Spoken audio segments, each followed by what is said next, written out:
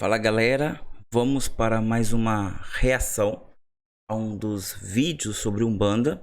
Esse é um vídeo muito especial. Se você é de Umbanda, é de religião de matriz africana, é interessante você assistir esse vídeo até o final, porque esse é um dos diálogos mais fascinantes sobre as religiões de matriz africana sendo discutida dentro de uma academia, dentro de um ciclo acadêmico.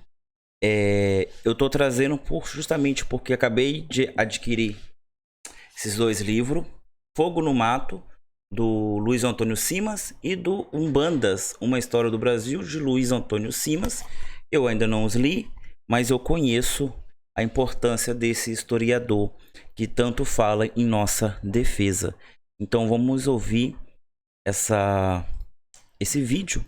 Eu ainda não assisti ele por completo, então metade dele eu vi, a outra metade não. É um vídeo bem longo, então paciência. Eu vou interromper o mínimo possível. Bora lá.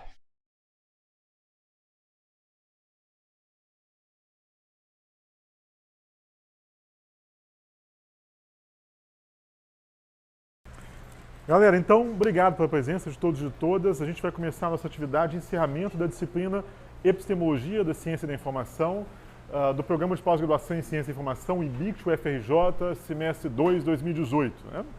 Bem, eu vou falar muito rapidamente para a gente passar imediatamente para o nosso convidado e desde já agradecendo muitíssimo o pronto aceite do Simas, nosso grande interlocutor para encerrar a proposta da disciplina, né? Agradecendo muito o Arthur e Vinícius por esse diálogo de todo o curso, a equipe de alunos que participou e tem trabalho para entregar semana que vem, né? E que vai ter enquanto a gente descansa, né? Depois a gente trabalha também. Arthur e Vinícius, que são professores da disciplina ao longo desse semestre.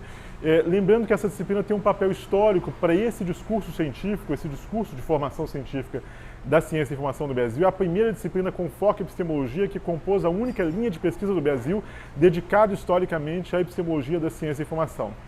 E ela retorna depois de 6 anos à disciplina parada em razão do processo histórico do trabalho da professora Maria Nélida Gonzalez de Gomes na disciplina, hoje na UF e também como colaboradora do nosso PPGCI.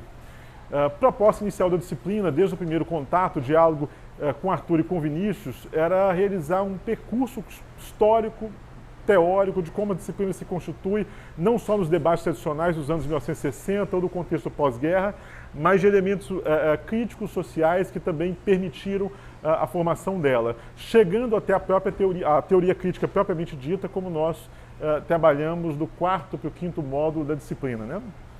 Resultado desse discurso, dessa virada de módulos, nos levou a um debate sobre as chamadas epistemologias do Sul e os diálogos críticos com discursos que estão completamente afastados no debate inicial do que é e do que não é ciência. Século XIX, século XX, até os anos 60, quando a gente começa, a partir de uma reflexão sobre um conjunto de elementos de minorias e de maiorias minorizadas, a repensar não só o que nós somos no mundo, mas o que a ciência é, o papel absolutamente devastador da ciência na história após o século XVIII, após o Iluminismo, né?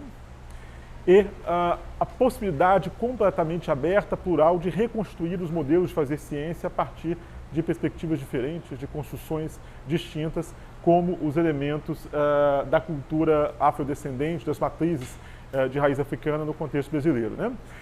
Na semana passada, só para relacionar mais um pouco com a nossa disciplina, nós tivemos um evento, eu vou circular as obras do Simas que estão disponíveis para venda aqui, né?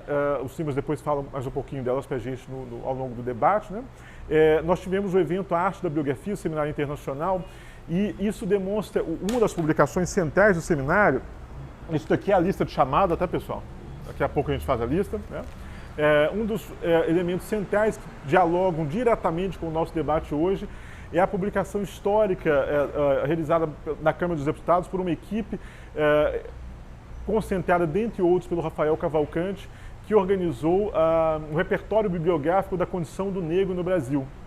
E nós tivemos uma palestra muito, mas muito interessante no final da tarde de sexta-feira, demonstrando como que a produção desse livro, que é um livro da década de 2010, já foi uma produção extremamente delicada, difícil de ser realizada por conta das pressões de uma transformação política no Brasil, de recuos contra qualquer abordagem progressista e de procura por uma mínima justiça social no Brasil diante dos nossos dilemas, né? Então, eu já vou passar a palavra para o Arthur, que vai apresentar. O Vinícius deseja falar alguma palavra? Uma coisa, né?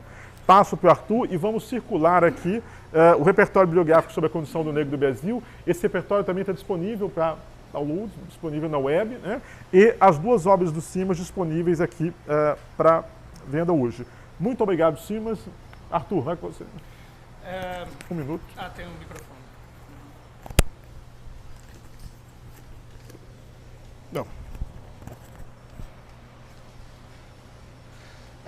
Obrigado a todos pela presença.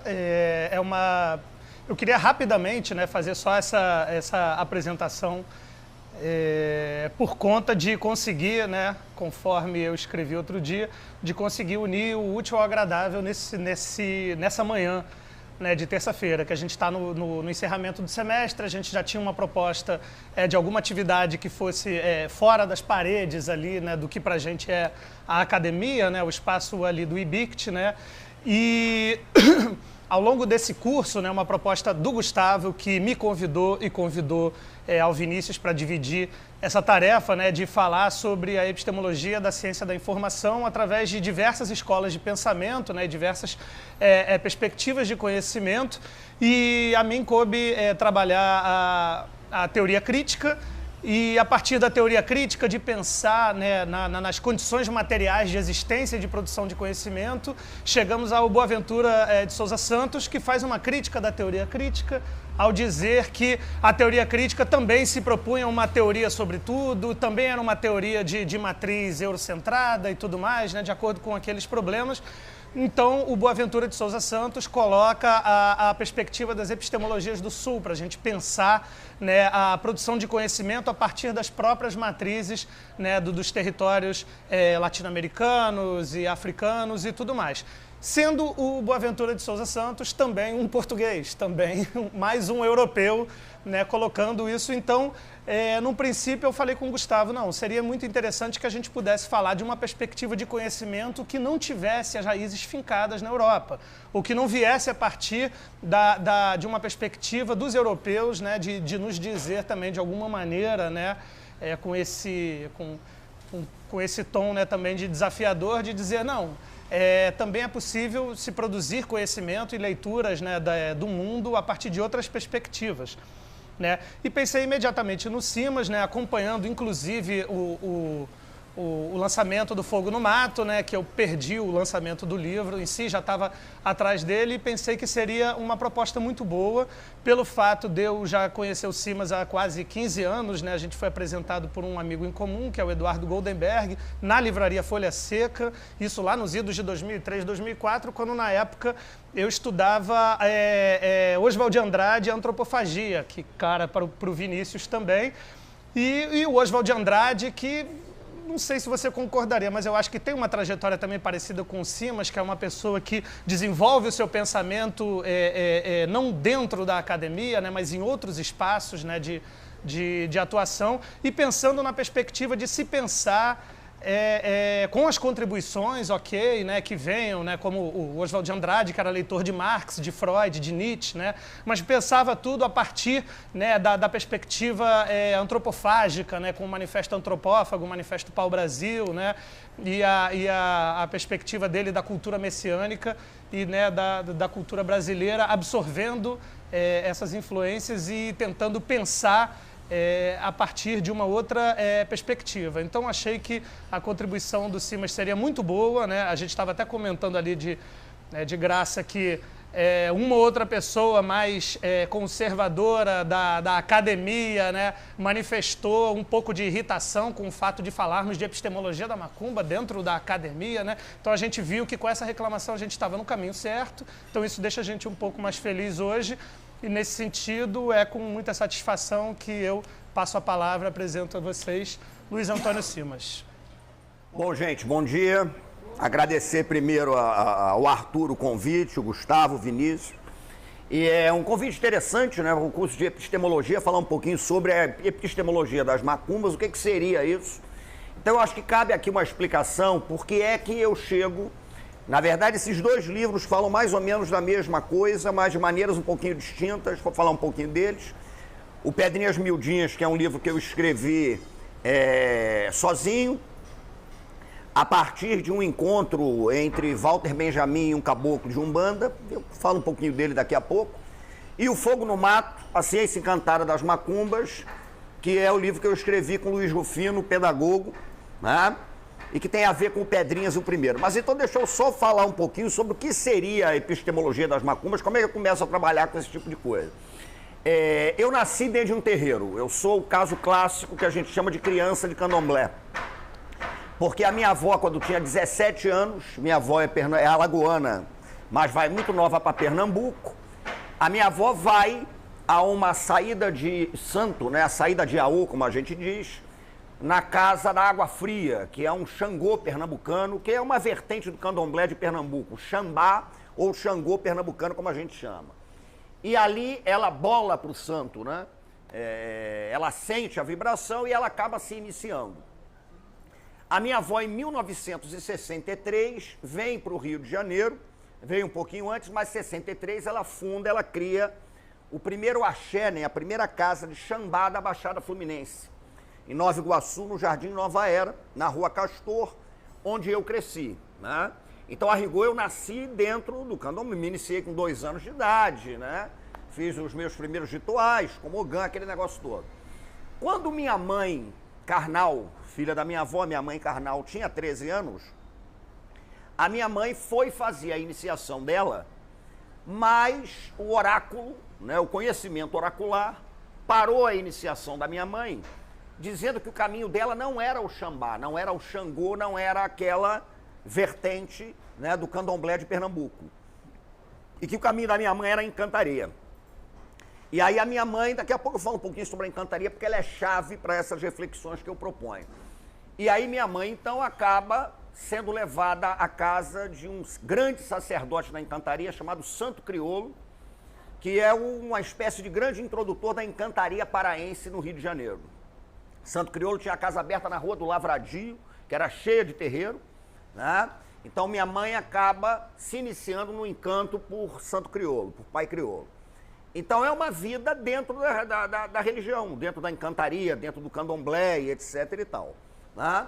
Bom, a minha formação foi em História, e por incrível que pareça, né, eu fiz, por exemplo, o meu trabalho de mestrado foi sobre ritos funerários na Primeira República, né? Marechal Floriano Peixoto, não sei o que e tal. Indo para o doutorado, eu tive uma figura que foi crucial na minha vida, porque, de certa maneira, indicou por onde é que eu tinha que encaminhar as minhas reflexões, que foi o professor chamado Joel Rufino dos Santos, falecido professor Joel Rufino. Então, a partir do Joel, né, o Joel falava isso, olha, você tem que estudar o que você conhece, né, porque tem muita coisa ali das umbandas, da encantaria, do candomblé, do samba, né, o meu tio, irmão da minha mãe, foi presidente de escola de samba e tal, então, de bloco carnavalesco também, você precisa entrar nisso, por que não estudar esse tipo de coisa? E aí eu comecei a me aventurar na história, com a história do carnaval e do samba. Tanto que eu tenho 16 livros lançados, lanço o 16º sábado, que é um livro sobre Luiz Carlos da Vila. Mas desses 16 livros, praticamente todos falam sobre samba e carnaval, né? A exceção desses dois e de um livrinho sobre futebol, chamado Ódio ao Amor Shampoo, um livro que eu escrevi. Mas são livros que transitam pelo ambiente do samba, pelo ambiente do carnaval, das escolas de samba e etc. Quando eu fiz o Dicionário da História Social do Samba, né, que está por aí, eu escrevi esse livro com o Ney Lopes, que é um grande sambista e tal, a gente fez o Dicionário da História Social do Samba. E aconteceu uma coisa muito curiosa, que tem a ver com o Fogo no Mato, tem a ver com tudo isso, e aí eu chego onde eu queria. A gente fez um dicionário, esse dicionário teve uma repercussão muito grande, para nossa surpresa ele ganha, inclusive, o Prêmio Jabuti de Livro do Ano, né, de não ficção. E a repercussão do dicionário foi uma repercussão muito intensa. A partir do dicionário, eu comecei a receber muito trabalho, muita coisa sobre samba, sobre carnaval, sobre escolas de samba e tal.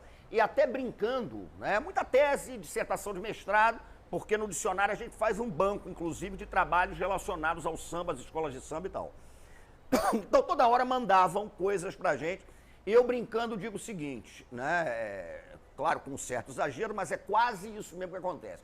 Eu recebi as dissertações, as teses, e praticamente todas começavam da seguinte maneira. Segundo Gramsci, Bakhtin, e aí pronto, vinha o Gramsci, o Bakhtin e o samba. Né? Mas praticamente todos. É a carnavalização do Bakhtin, é a questão do Gramsci, o tempo todo. E aquilo ali, porra, gerava um certo encasquetamento, mas o Gramsci, o Bakhtin e tal, por quê? Né? Porque no pensamento decolonial, a gente parte de uma reflexão que é a seguinte: é como se esses saberes, como se o samba, como se a encantaria, como se as escolas de samba, como se a capoeira, né, como se o jongo, como se o babassuê, o toré, o catimbó de Jurema, tudo isso, é como se esses saberes fossem um laboratório de experiências. Né? Então o samba é um laboratório de experiência. E é como se a Europa fosse o laboratório conceitual para que essas experiências fossem, né, trabalhadas. Então nós somos o laboratório de experiências e eles são o laboratório de elaboração de conceito. Né? E aí eu comecei a partir de uma perspectiva que foi a seguinte: esses saberes são potentes, esses saberes são sofisticados, inclusive para que a gente possa pensar conceitualmente sobre eles mesmos. É viável elaborar conceito, é viável elaborar reflexão, é viável elaborar teoria do conhecimento, é viável pensar em ontologias ligadas a tudo isso. E aí eu começo a fazer uma linha de trabalho que visa mergulhar nesses saberes, né, inclusive com a perspectiva de produção conceitual e de reflexão. O Pedrinhas Miudinhas, o primeiro, ele foi um livro que partiu de um princípio, do princípio que é viável propor uma explicação sobre o Brasil a partir da encantaria. Mas ele é um livro meio fugidio, porque eu não falo isso em momento algum. Mas em todos os textos do Pedrinhas, a encantaria está presente. Né? É um livro sobre encantaria. E esse título, Pedrinhas Miudinhas, é um título que faz parte de uma reflexão que eu fiz a partir de um texto do Walter Benjamin, As Teses sobre a História, em que o Benjamin, inclusive, fala da necessidade de escovar a história a contrapelo. Né? Escove a história a contrapelo.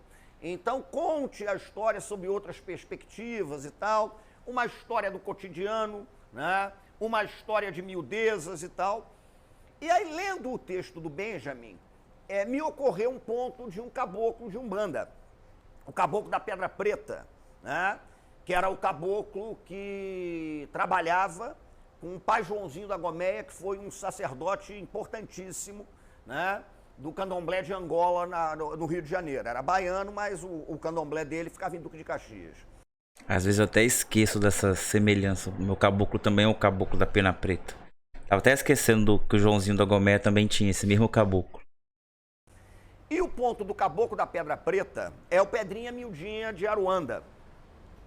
E esse ponto, Pedrinha Miudinha de Aruanda, que é até famoso, Pedrinha Miudinha de Aruanda, lajedo tão grande de Aruanda, Mas tem uma frase nesse ponto que é a seguinte: uma é maior, outra é menor, a miudinha que nos alumeia. E aí eu falo, pô, é o caboclo da Pedra Preta conversando com o Walter Benjamin.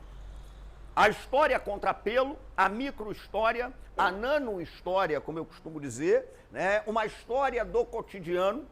Eu até costumo também, quando eu falo brincando, é porque as minhas brincadeiras são absolutamente contundentes, né? Uma história de irrelevâncias, né? Uma provocação que eu faço. E aí o Pedrinhas Miudinhas parte do diálogo entre o caboclo da Pedra Preta e Walter Benjamin para falar, né, de encantaria brasileira. O Fogo no Mato é um livro que eu escrevo com o Luiz Rufino, que eu conheci por causa, inclusive, do Pedrinhas. E aí Rufino me procura, porque ele tinha um trabalho sobre pedagogia das encruzilhadas na educação, e a gente fica muito amigo. E aí eu fui da banca de doutorado dele, e a gente fez junto o Fogo no Mato, né, a ciência encantada da macumba. É aí que eu queria chegar. Por quê? Fundamentalmente, o que a gente pensa com o fogo no mato, a reflexão que a gente propõe é fundamentalmente a seguinte. A gente parte da encantaria e a gente parte do catimbó de Jurema, né, para tentar estabelecer algumas conexões sobre conhecimento, ontologia e etc. Imaginando que a maioria aqui talvez não saiba disso, mas entre a encantaria e o catimbó tem uma pequena diferença que se refere à figura do caboclo. Quem é o caboclo? Esse ente, né? O caboclo, quem seria o caboclo? Para o catimbó, né, o catimbó é um conjunto de ritualísticas fundamentado numa bebida sagrada, a bebida da Jurema, né? Aliás, os próprios catimbozeiros é que usam a expressão ciência encantada da Jurema. Né? Falam que a Jurema é uma ciência, porque a Jurema descortina o conhecimento. Isso é frase de uma grande mestra do catimbó. E o catimbó trabalha com a seguinte ideia: o caboclo no catimbó é o espírito de uma entidade indígena que teve vida terrena, nasceu, viveu, morreu. Então o caboclo do catimbó é um morto, que entra em contato com os vivos a partir do transe. Isso é o caboclo do catimbó. Na encantaria tem duas diferenças. Primeira diferença é a seguinte: na encantaria o termo caboclo ele vale para qualquer um. O caboclo pode ser um índio, o caboclo pode ser um turco, o caboclo pode ser o rei da França, o caboclo pode ser Dom Sebastião, rei de Portugal, né? O caboclo da encantaria ele pode ser qualquer um em estado de caboclamento, né? E na encantaria, o caboclo não teve morte física. O encantado não morreu. O encantado era aquele que, diante de uma circunstância em que a morte física poderia ocorrer, ele foi arrebatado e encantou-se normalmente num elemento da natureza. Dou um exemplo famoso. Uma família de encantados muito famosa é a família da Praia do Lençol, no Maranhão. E a história dessa encantaria é muito bonita. É um rei, né, Dom João. Esse rei Dom João, ele foge, né, do Oriente, da Turquia, na época das cruzadas, é o que os encantados contam, com 3 filhas, porque estava sendo perseguido. E aí foge e vem para o Brasil. Quando eles estavam chegando ao Maranhão, o navio que trazia Dom João e as suas 3 filhas, uma delas chamava-se Mariana, a outra chamava-se Toia Jarina e a outra chama-se Rondina. O navio naufraga, mas eles não morrem porque eles sofrem o fenômeno do arrebatamento, eles são arrebatados. Toia Jarina, por exemplo, arrebatou-se num tronco de laranjeira. Então o que diz a encantaria é que quando a laranjeira floresce, quando a laranjeira dá flor, é porque Toia Jarina está na terra.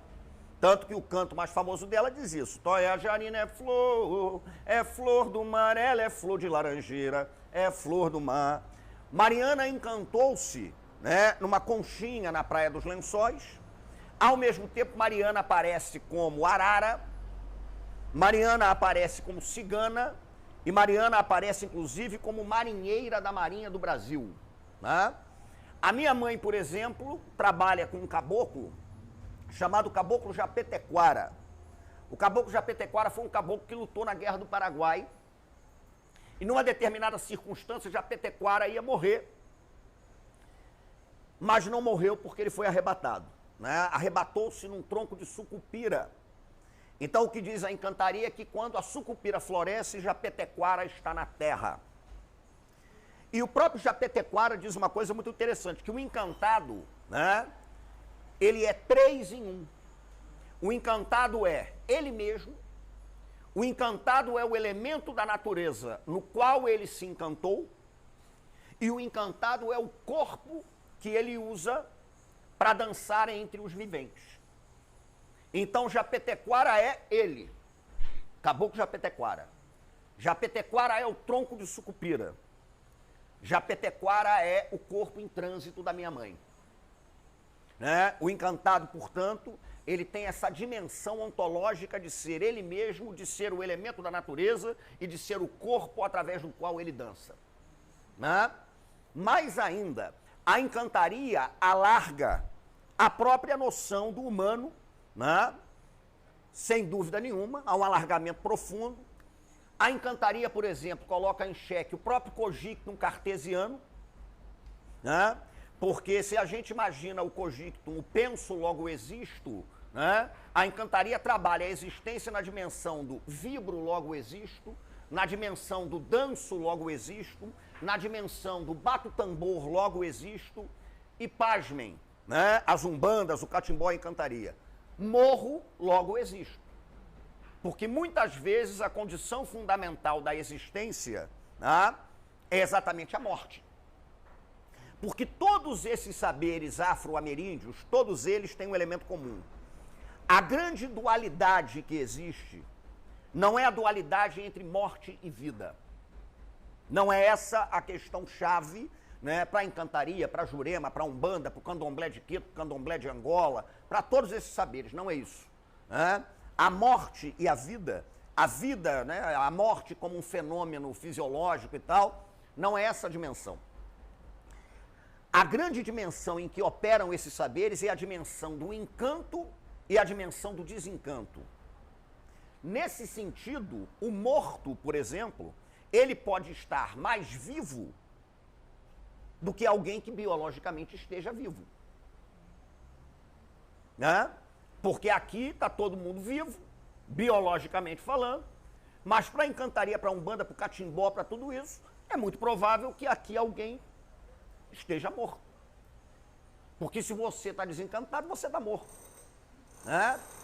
E tem morto que está muito vivo. Né? Tem morto que está vivo para dedéu. Vou dar um exemplozinho básico, só para a gente ver como você alarga essas perspectivas no caso da história. Padroeiro da cidade do Rio de Janeiro é São Sebastião. Né? E São Sebastião é padroeiro da cidade por conta de um detalhe muito peculiar da história oficial do Rio. São Sebastião lutou com espada em riste ao lado dos portugueses contra os índios tupinambás. O milagre de São Sebastião é ter participado da Batalha de Uruçu-Mirim, tá? Matando índio. Então nós temos um padroeiro cujo milagre foi matar índio para que os portugueses conquistassem a Guanabara na guerra contra os tupinambás e os franceses. O que é curioso é que nas encruzilhadas brasileiras, São Sebastião, o santo cristão, ele foi aproximado, né? Ele foi amalgamado, ele foi cruzado. Eu prefiro isso, eu não gosto de trabalhar com a expressão sincretismo, eu acho que ela empobrece muito a reflexão, mas ele foi cruzado, amalgamado com Oxóssi, um orixá do Queto, e Mutalambô, que é um inquice do Congo-Angola, é um inquice Muxicongo. E aí tem um detalhe muito peculiar que é o seguinte: Oxóssi é o orixá que protege os índios. Então veja que curiosidade, São Sebastião, que virou padroeiro porque matou índio, foi aproximado de um orixá que defende os índios. E quem é da macumba sabe de uma coisa básica. Dia 20 de janeiro, dia de São Sebastião, é dia em que os terreiros tocam no Rio de Janeiro para Oxóssi e para os caboclos. E quem desce para dançar é o tupinambá que São Sebastião matou numa praia da Guanabara. Aquele tupinambá está rigorosamente vivo. A condição fundamental da vida dele foi ter morrido. Morro, logo existo. Né? Por ter morrido, ele dança, ele interage, ele fala, ele se apresenta.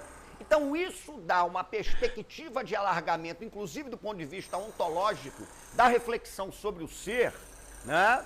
Que é absolutamente impactante. Esse alargamento é muito importante. Então, a partir dessas coisas, é que a gente começou a propor alguns conceitos, a gente começou a propor algumas coisas interessantes.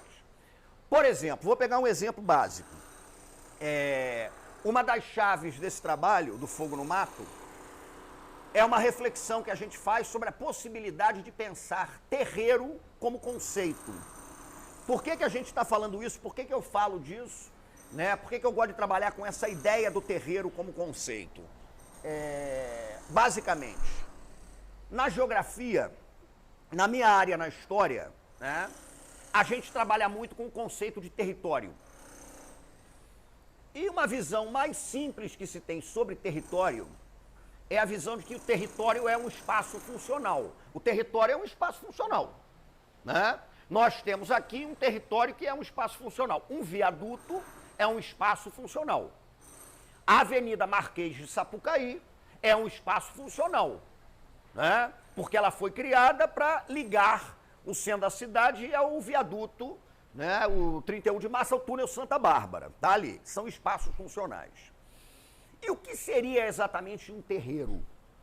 O terreiro, né, quando eu falo em terreiro, eu não estou me referindo ao terreiro como um espaço religioso, né, de convívio religioso, nada disso. O terreiro é o espaço praticado. Quando você pratica o espaço, mediante procedimentos de encanto, você terreirizou aquele espaço. Nesse sentido, a Casa Porto agora é um terreiro. Nós terreirizamos a Casa Porto. O viaduto de Madureira é um território funcional terrível, inclusive. Mas quando você chega e faz um baile, né, debaixo do viaduto de Madureira, o território foi encantado em terreiro. A Marquês de Sapucaí é um território. Quando você cospe uma cachaça na esquina, quando o cavaco dá o acorde, uma escola de samba dobra o cotovelo da pista e começa a desfilar, o território foi terreirizado. Então, o terreiro é o espaço de encantamento e me parece, por exemplo, um conceito muito potente para que a gente pense a própria dimensão da cidade. E como é que a cidade, né, ela se encaminha na luta entre o território e o terreiro. É uma maneira de você pensar uma cidade profundamente preta, como é a cidade do Rio de Janeiro, a partir de saberes que essa mesma cidade produziu. Porque não sou eu que estou dizendo que o terreiro é isso, né? A prática do terreiro nas umbandas, na encantaria, no catimbó, é essa. Quando você chega na praia para fazer uma macumba, mediante procedimentos litúrgicos de encantamento da areia, você terreirizou aquele espaço. Você entrou na dimensão do terreiro, né? Então essa dimensão do encanto é uma dimensão muito profunda para que a gente possa pensar uma série de coisas. Outro exemplo básico é o colonialismo, e aí no pensamento decolonial, sobretudo um pensamento que é muito bem elaborado a partir da Índia, hoje é um pensamento muito sólido no Caribe, né, no Peru, na Colômbia e tal. No Brasil a gente ainda está engatinhando um pouquinho nisso. Mas no pensamento decolonial, só para fazer, eu acho que vocês já sabem disso, é o básico, mas só para relembrar. A gente estabelece uma diferença entre colonialismo e colonialidade, né? Qual seria essa diferença? O colonialismo é um fenômeno datado no tempo e no espaço. O Brasil foi colônia de Portugal entre 1500 para alguns 1532, quando começa a capitania, aquele negócio todo, né? E 1815, quando oficialmente o Brasil foi elevado à condição de Reino Unido a Portugal e Algarves. Isso é o sistema colonial. A colonialidade não é isso. A colonialidade é um fenômeno de longa permanência que está aí até hoje. A colonialidade está presente até hoje. Nós deixamos de ser colônia do ponto de vista do marco temporal, mas o Estado colonial ele se apresenta. E esse Estado colonial, os primeiros ataques que o Estado colonial faz, né, isso aí para mim é muito nítido, são ataques que ele faz ao corpo. O corpo é o primeiro a ser atacado pelo Estado colonial. E o ataque que o Estado colonial faz à palavra. O corpo, na colonialidade, ele é pensado em 4 dimensões. O corpo é pensado na dimensão do corpo como arado. É o corpo para o trabalho. É o corpo inchada, né? É o corpo escravizado. Então você vê o corpo como um instrumento de trabalho. O corpo colonial, ele é pensado, sobretudo o corpo masculino, na lógica da virilidade. É o corpo preparado para a virilidade, né? É o corpo preparado, condicionado para a curra. Você tem o corpo feminino, que a colonialidade vê a partir da lógica da reprodução. Então ele é o corpo encapsulado na lógica reprodutiva, tá? E você tem o corpo visto como a fonte do pecado. E isso a gente pode ver, por exemplo, em São Paulo, né? A gente vai ler São Paulo, não é uma cidade, São Paulo, Paulo de Tarso. A gente pega os escritos paulinos e São Paulo claramente fala que é necessário você martirizar o corpo para salvar a sua alma, né? Martirize o corpo para salvar a sua alma. O corpo é exatamente onde você pode pecar. É o corpo que tem que ser combatido. É o corpo que tem que ser queimado na lógica do Santo Ofício da Inquisição para que a alma seja liberta. E aí tem um detalhe que é muito curioso, porque se você pega os saberes afro-ameríndios das macumbas, a percepção que se tem sobre o corpo é rigorosamente inversa. Por quê? No catimbó, na encantaria, nos candomblés de Queto, de Angola, no jeje, no toré, no babassuê, em todo o complexo dessas religiosidades, o corpo não só não é fonte de pecado, como ele é, isso é o mais surpreendente, a única chance que você tem de ter contato direto com o divino. Você só estabelece o contato com o divino através do seu corpo. Então você tem uma... Pensem a nossa, né, paranoia completa. Aquilo que Fanon chamava da patologia colonial, né? Nós somos patologicamente, evidentemente, doentes, porque nós estamos na encruzilhada entre essas concepções que se agridem o tempo inteiro. Uma concepção que verifica no corpo a fonte do pecado e uma concepção que vê o corpo como única possibilidade de contato com a transcendência, com o divino. É o corpo que transita, é o corpo em transe, é o corpo que vai, né? É o corpo que está indo. Então é muito interessante. O Estado colonial ataca o corpo, né? O Estado colonial ataca, evidentemente, a palavra. E esse livro, Fogo no Mato, ele parte de uma provocação. O Pedrinhas Miudinhas também parte de uma provocação que é a seguinte. Ele é escrito propositalmente numa linguagem que de acadêmica não tem nada. Ele é um livro que se propõe a um debate sólido, a um debate forte, a um debate pesado, né, com o pensamento decolonial. A zona de diálogo é essa. Mas ele é um livro que propositalmente trabalha na dimensão do encanto, inclusive da palavra, a poética e a política, né?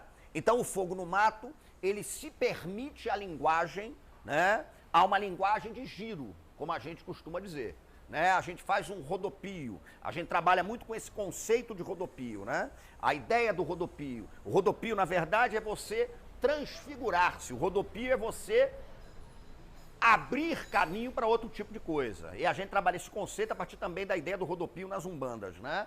Que quando vem o rodopio, é você estar entrando no estado de trânsito, você está indo para um outro lugar. Então o Fogo no Mato trabalha com essa perspectiva. Porque a palavra, nessas sabedorias também, nela reside a possibilidade de encantamento do mundo. Como?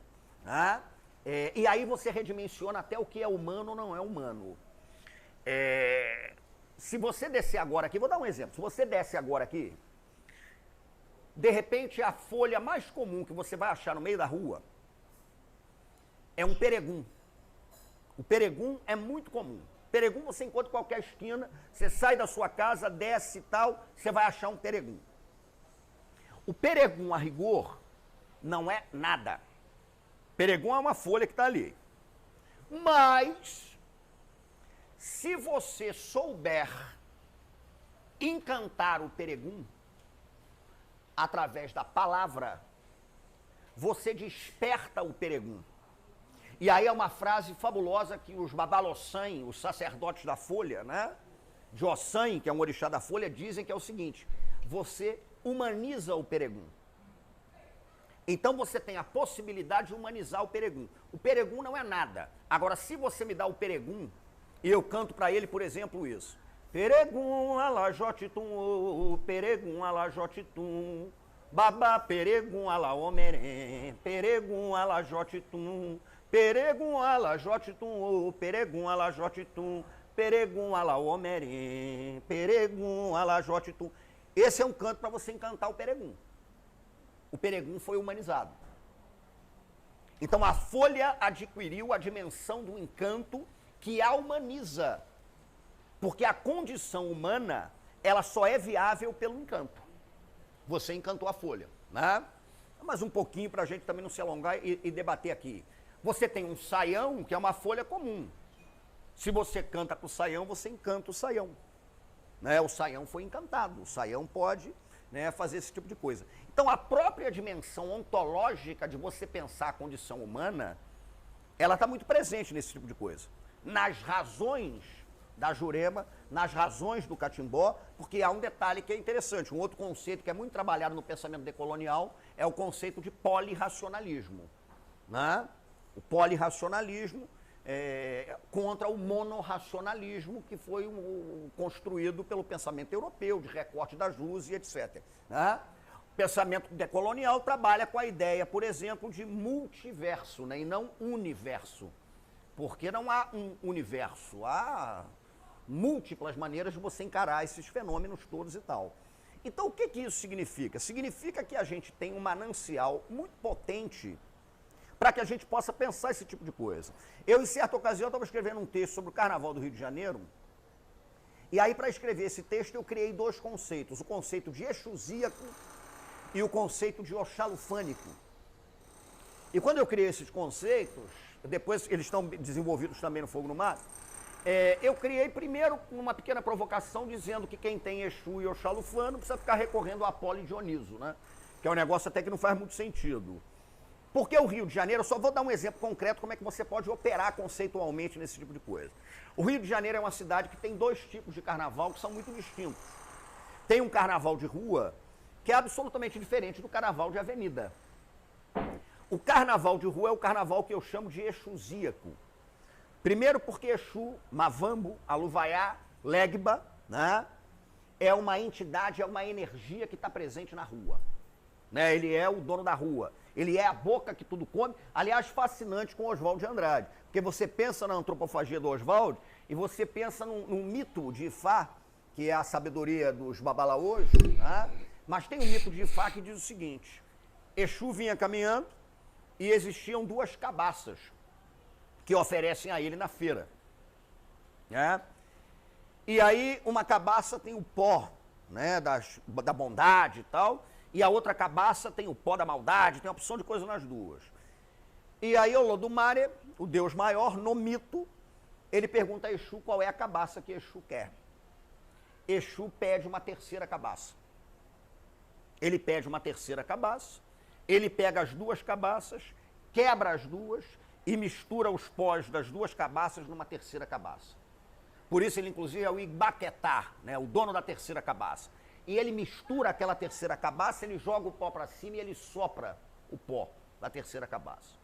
O que é uma coisa muito potente, inclusive, para você pensar os fenômenos da cultura, né? Que se cruzam o tempo todo, né? Estão o tempo todo cruzados ali. Exu é o Enug Barijó, a boca que tudo come. Porque diz Ifá também que Exu é o único orixá para o qual você pode ofertar qualquer comida que ele come.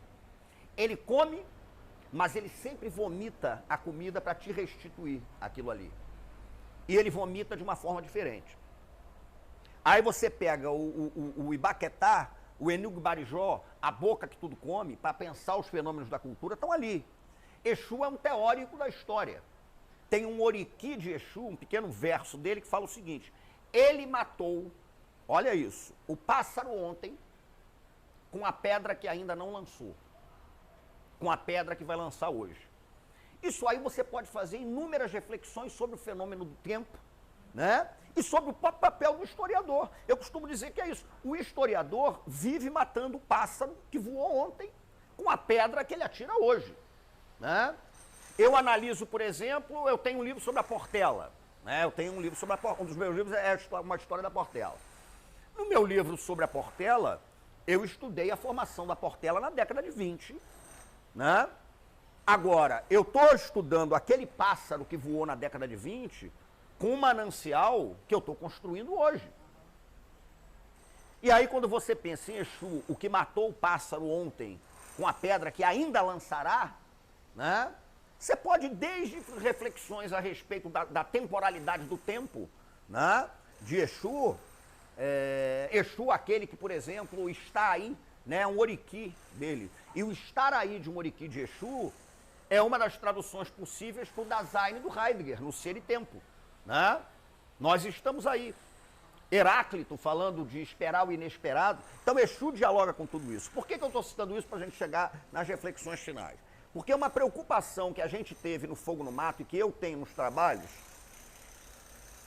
primeiro, é perceber a completa inviabilidade de qualquer pensamento essencialista. Por que a completa inviabilidade de qualquer pensamento essencialista? Porque aí dizem os teóricos do decolonialismo: a diáspora inviabiliza qualquer tipo de essência para quem quer que seja. Nós estamos em trânsito, nós estamos em canoa, né? Inviabiliza esse tipo de coisa, não tem como. Toda diáspora, esse é um detalhe muito peculiar também, toda diáspora é uma tragédia, toda diáspora é um fenômeno de quebra, de ruptura, mas toda diáspora acaba sendo um empreendimento inventivo. Porque você precisa inventar, né? Por isso, a gente trabalha muito com o conceito de encruzilhada. E a maneira como as umbandas, né, como os catimbós, como o babassuê, esse troço todo, entendem a encruzilhada. A encruzilhada é fundamentalmente o lugar do encontro. É o lugar em que as coisas se cruzam. É o lugar em que as coisas estão acontecendo. A encruzilhada tem essa perspectiva. Por isso, tem um detalhe aí que é fundamental. Quando eu dialogo, por exemplo, no Fogo no Mato com Descartes, quando eu dialogo com Heidegger, né? Quando eu dialogo com Hölderlin num texto sobre rios e tal, não é para inviabilizar aquele pensamento, descartá-lo. Quando eu falei brincando aqui do Gramsci e do Bakhtin, não é para descartar, até porque eu uso muito Bakhtin, né? E o próprio Gramsci, eu já usei o Gramsci em trabalho sobre o Cacique de Ramos, por exemplo, né? Não é para descartá-los, não é isso. Mas é pensar na perspectiva do cruzo, na perspectiva da encruzilhada. É promover o encontro entre Walter Benjamin e o Caboclo da Pedra Preta. É entender que Zé Pilintra, que seu Tranca-Rua das Almas, eles são também teóricos do conhecimento. É entender que para o juremeiro, a jurema é ciência sim. Porque o juremeiro diz que a jurema descortina a possibilidade da verdade. Isso aí é um juremeiro falando, né? Uma vez também me perguntaram num trabalho sobre Umbanda, uma menina que estava escrevendo sobre um determinado Exu, ela falou: com quem eu converso para saber mais dele? Eu dei uma resposta que foi básica: com ele. Com ele quem? Com ele, com a entidade. Você não quer falar, você faz um trabalho sobre a entidade? Entrevista, acho que era seu Tranca-Rua das Almas. Entrevista seu Tranca-Rua. Pergunta se ele quer dar uma entrevista. Você não chega e pergunta: o senhor quer dar uma entrevista? Não sei o quê. Pergunta para ele. Se ele quiser, ele vai te dar a entrevista. Né? E a partir da entrevista você pode ver o que ele acha, o que ele não acha, a coisa mais natural do mundo. Né? Quando eu, por exemplo, penso no carnaval como o meu sujeito do conhecimento, que eu tenho horror também dessa ideia do objeto do conhecimento. O objeto é terrível, né? O objeto é aquela mesa ali sem uma garrafa de cerveja em cima. Né? Mas quando penso sobre o carnaval, sobre o samba, fundamentalmente eu tenho que partir de um recorte, que é meu como historiador. Como é que o samba se pensa? Como é que os saberes do samba permitem a elaboração conceitual, né, para que eu possa dialogar com eles? Como é que esse tipo de coisa pode acontecer? Como é que o samba vê o corpo? Eu não posso chegar com uma teoria da corporeidade, por exemplo, elaborada pelo pensamento europeu e achar que eu vou mecanicamente aplicar essa ideia de corporeidade ao corpo que samba. Porque a dimensão do corpo que samba é outra. É o corpo que transita. E para concluir mesmo, maior desafio, aí a gente chega, eu vou terminar lançando um problemaço. Problema terrível. Maior desafio para quem estuda nessa perspectiva, né? Eu acho que é entender que esses saberes trabalham o tempo todo com gramáticas que eu chamo de gramáticas não normativas. O que eu estou chamando de gramática não normativa? E aí eu termino com esse exemplo e lanço o petardo aí para a gente ver o que faz da vida. E é o seguinte, vou dar um exemplo concreto, tá? Que eu gosto de dar. Quando eu fiz o livro sobre a Portela, Tantas Páginas Belas, Histórias da Portela, eu me lembro, por exemplo, que eu parti para o livro foi lançado em 2012, eu tinha primeiro uma obsessão de historiador de saber quando a Portela foi fundada, e aí com 15 dias de pesquisa eu descobri que era impossível estabelecer o registro da fundação da Portela e que a questão era de uma irrelevância total. Absolutamente irrelevante. Porque você perguntava para 5 fundadores da Portela, Portela foi fundada em 1923, quando criou-se um bloco carnavalesco Baianinhas de Oswaldo Cruz, para outros em 26, quando foi criado o Conjunto Carnavalesco de Oswaldo Cruz, para outros em 29, quando o Conjunto Carnavalesco passou a se chamar Vai Como Pode, e para outros em 35, quando Vai Como Pode, por causa de um delegado de polícia, passou a se chamar Portela. Porque o delegado achava que Vai Como Pode é nome de vagabundo. Não podia. Né? E aí virou Portela. E aí a primeira coisa foi essa, mas então, né, eu já percebi que é uma questão ali meio complicada. Na cultura do samba, o sentido do que está sendo dito, ele é muito mais relevante do que você trabalhar com exatidão de data, nada disso. Mas o que mais me chocou e abriu para mim um outro caminho, e é o trabalho que eu estou fazendo hoje, no atual momento eu estou trabalhando assim, foi basicamente o seguinte, na historiografia das escolas de samba, existe um certo consenso de que as escolas de samba eram agremiações majoritariamente pretas, formadas por afrodescendentes, que durante boa parte de sua história só faziam enredos sobre a história oficial, que é branca. Né? Então a onda era essa. Os 5 temas mais cantados, esse ano, por exemplo, eu dei uma consultoria, enfim, bate-papo bom, para um amigo querido que eu tenho, que é o Leandro Vieira, o Carnavalesco da Mangueira. Nós discutimos o enredo da Mangueira no Bode Cheiroso, aliás. O botequim que eu vou, o Leandro estava lá quando ele teve a ideia de fazer o enredo que a Mangueira vai apresentar no ano que vem e que inverte a perspectiva da história oficial, né? Então, por que eu estou dizendo isso? Há um certo consenso de que as histórias de samba, então, eram agremiações pretas que contavam a história branca. Descobrimento do Brasil, a abolição, os bandeirantes, aquele negócio todo. Primeiro samba que Candeia fez para Portela, Candeia tinha 16 anos, é um samba chamado 6 Datas Magnas. Nenhuma daquelas datas magnas tem a ver com a história dos pretos do Brasil, dos afrodescendentes, das escravizadas e escravizados, nenhuma. E o samba é de Candeia. Então há um certo consenso na historiografia. As escolas de samba, agremiações majoritariamente negras, contaram a história oficial do branco. Eu, num certo momento, comecei a discordar disso. E olha que eu já escrevi isso em livro, né? Mas eu comecei a discordar. Por quê? Porque a gente tem que estar atento a outras gramáticas. A bateria da Portela foi batizada, porque baterias são batizadas, né? Para que você encante a bateria e para que a bateria possa falar. Né? É como o tambor no candomblé, porque o tambor, ele é encantado também, né? O tambor vira uma entidade, mediante procedimentos, né, secretos, você despertou a voz do tambor. Então a bateria da Portela, ela foi batizada no dia 20 de janeiro, olha aí de novo, né? Eu vou concluir da maneira como comecei, 20 de janeiro de 1928, dia de São Sebastião, que aqui foi aproximado a Oxóssi. No candomblé de Queto, existe um toque que você toca para Oxóssi. É o tambor contando a história de Oxóssi, e esse toque chama-se aguerê. O aguerê é o tambor contando a história de uma caçada. O aguerê é mais ou menos um tac tac tac tac tac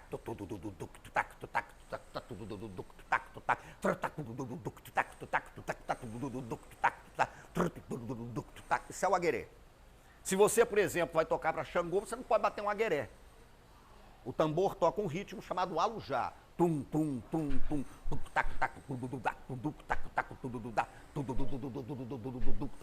para Oxalufã você toca um ritmo chamado Ibim, caramujo, porque os mitos dele são sempre mitos de um homem muito velho. Então é o tac, tac, tac, tum, dum, pac, pá, tac, tac, tac, tum, dum, tac, tá, tac, tac. Isso é o Ibim. Para Oxum você toca o Ijexá, que é um ritmo que você toca direto com as mãos.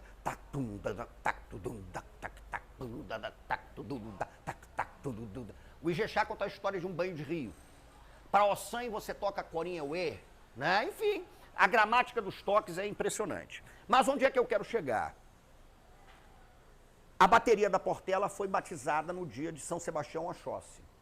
Por causa disso, o naipe de caixas da bateria da Portela, para quem conhece um pouco de bateria, a caixa é o instrumento que dá o ritmo da bateria. A caixa vem sustentando o som, né?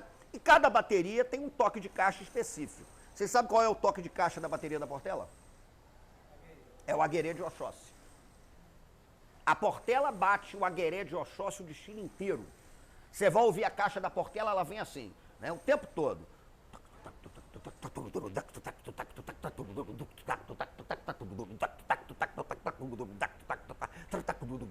Tá batendo para Oxóssi. Aí eu faço a pergunta. Quando a Portela desfila contando a história da Batalha Naval do Riachuelo, a Portela está contando a história naval, da Batalha Naval do Riachuelo com a gramática normativa a qual estamos acostumados. Mas a bateria da Portela não está contando a história da Batalha Naval do Riachuelo. A bateria da Portela está contando a história de uma caçada numa mata africana durante 1h30. E aí a pergunta é, o que a Portela está contando na avenida? Porque a pluralidade das gramáticas é absolutamente fundamental. A nossa palavra, os nossos códigos, eles não dão conta disso. Então você está cantando uma coisa, mas o tambor está dizendo outra. E aquele desfilante da Portela, que é da comunidade, que é do santo, que é da macumba, que é do candomblé e tal, esse desfilante, né? Vocês acham que ele está identificando o que ali? A Batalha Naval do Riachuelo? Não há nada de identificando a Batalha Naval do Riachuelo. Ele sabe perfeitamente que ele está atravessando a avenida, quando a bateria é criada, né? Tocando para Oxóssi o tempo todo. Quem desfila no Salgueiro sabe que o Salgueiro bate caixa alta, aqui em cima, numa levada puxada para o partido alto, e que trabalha com uma rítmica muito próxima do Congo de Ouro e do Alujá de Xangô. Então, o conhecimento dessas questões passa também pelo que eu chamo de necessidade de um alargamento de gramáticas. O alargamento de gramáticas que passa pelo tambor, o alargamento de gramáticas que passa pelo corpo, o alargamento de gramáticas que passa pelo que não é dito, né? Fundamentalmente é isso. Então é necessário também que a gente dê esse mergulho. Eu vou concluir lendo a abertura do Fogo no Mato. Porque muita gente, como você está falando, muita gente olha a palavra macumba e toma um susto, né? Macumba e não sei o que e tal. E a abertura é de um texto que eu escrevi há muitos anos e que a gente colocou na abertura do Fogo, eu e o Rufino. Nota introdutória, macumbeiro, né? Porque a gente se define como macumbeiro. Quer dizer, é o quê? Macumbeiro, né? A defesa do Rufino está lá, a pedagogia das encruzilhadas, o macumbeiro Luiz Rufino. O cara é macumbeiro, por que não pode ser um macumbeiro? Né? Mas aí a gente bota o seguinte aqui. Macumbeiro, definição de caráter brincante e político que subverte sentidos preconceituosos atribuídos de todos os lados ao termo repudiado e admite as impurezas, contradições e rasuras como fundantes de uma maneira encantada de se encarar e ler o mundo no alargamento das gramáticas. O macumbeiro reconhece a plenitude da beleza, da sofisticação e da alteridade entre as gentes.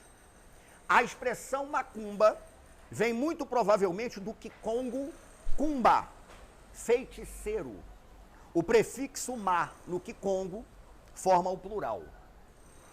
Cumba também designa os encantadores das palavras, os poetas, os griots, as gelias, né? Macumba seria então a terra dos poetas do feitiço, os encantadores de corpos e palavras que podem fustigar e atazanar a razão intransigente e propor maneiras plurais de resistência pela radicalidade do encanto, em meio às doenças geradas pela retidão castradora do mundo como experiência singular de morte. Então essa é a ideia que a gente tenta trazer com a ciência encantada das macumbas. E aqui eu faço, inclusive, como é que é aquele negócio quando a gente conta o final do filme? Spoiler. Um spoiler. Porque muita gente pergunta o fogo no mato. Fogo no mato é catimbó. É uma das prováveis origens da expressão catimbó, né? Taca fogo no mato. O catimbó veio para tacar fogo no mato a partir do encanto da Jurema. E era mais ou menos isso que eu queria dizer para vocês. Aí agradeço mais uma vez o convite para que a gente possa falar um pouco sobre esses trabalhos aí que a gente tem feito. Certo? O cara, ele dá uma aula. Cara, historiador, né, cara? Isso que é muito importante. Ele é do candomblé, como falou. Ele tem a vivência, é familiar. Ele é um homem branco. Ele respeita a origem indígena, africana dos cultos que ele pertence. Ele estuda, ele raciocina. O Luiz Antônio Simas, ele é uma obra-prima da nossa atualidade. E nós, macumbeiros, devemos reverenciar pessoas assim. Pessoas que levam a nossa religião a sério. Não pessoas que vão para as redes sociais, vão para programas fazer discurso de que a Umbanda não é afro-brasileira, que a Umbanda não é indígena brasileira, que a Umbanda é só brasileira. Aí se apoderam de todos os elementos indígenas, africanos, mas não quer dar o crédito a esses povos. Mas a cultura que é dita ali, o dialeto que é dito ali, é um dialeto europeu, afastando o indígena e o negro desse senso desses cultos, para que só fique ali a elite. Infelizmente, essas pessoas são as que mais têm seguidores, são as que mais vendem livros, são as que mais têm audiência. Nós temos que parar com isso. O Simas, ele tem um canal dele, eu vou deixar aqui o link do vídeo completo. Completo não, que nós já assistimos completo, mas a fonte original. Vai lá e do canal dele, curta. Tem cada live incrível que o cara conta. Ele canta pontos antigos, fala de suas experiências de uma forma inteligente. Humilde. Posso até dizer sábia, de dizer sobre a religião. Cara, isso é fantástico. Nós temos que dar mais valor a pessoas assim, que levam a religião a sério, que quer elevar o raciocínio da evolução do espírito, quer levar para um lado filosófico, um lado histórico, que conclui uma evolução, não um atraso. Isso que é importante. Se você não entendeu o que o Simas falou, assista de novo, compre os livros dele, leia. Porque se você não está entendendo, alguma coisa está de errado é com você. Porque ele fala de uma forma muito clara o que é problema e o que é solução. O que é, o que não é. E as coisas que ele fala que são muito mais ricas do que é dito por aí. Muito ditas. É muito importante lermos o Simas. É muito importante procurarmos a raiz das coisas, a história no ponto de vista do outro. E ver quem é que está atropelando, ver quem é que está mentindo e por que faz isso, para qual fim faz isso. Porque quando a gente se levanta para criticar, nós que somos os vilões. Mas enquanto isso, do outro lado, estão destruindo a nossa religião. Não é só os evangélicos que destroem a nossa religião do lado de fora para dentro, não.